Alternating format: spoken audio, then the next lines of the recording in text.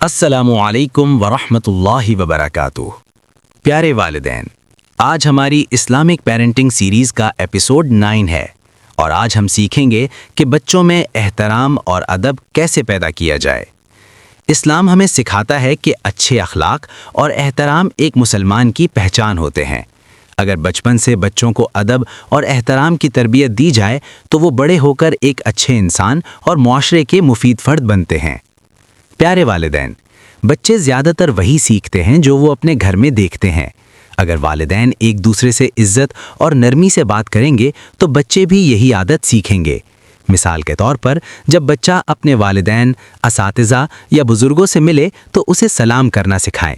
جب کوئی بڑا بات کر رہا ہو تو بچے کو سکھائیں کہ وہ خاموشی سے سنیں اور ادب سے جواب دیں۔ اسی طرح بچوں کو یہ بھی سکھائیں کہ وہ اپنے اساتذہ کا احترام کریں، کیونکہ استاد وہ شخصیت ہوتے ہیں جو علم اور تربیت دیتے ہیں۔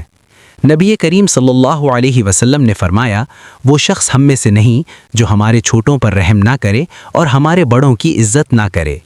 یہ حدیث ہمیں سکھاتی ہے کہ اسلام میں محبت، ادب اور احترام کو بہت اہمیت دی گئی ہے۔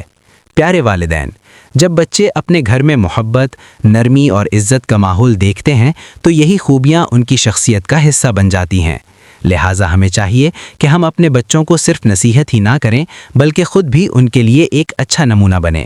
اللہ تعالی ہمیں اپنے بچوں کی بہترین تربیت کرنے کی توفیق عطا فرمائے اور انہیں اچھے اخلاق والا انسان بنائے۔ آمین۔ والسلام علیکم ورحمۃ اللہ For more educational videos and stories, subscribe our channel and follow the Facebook page.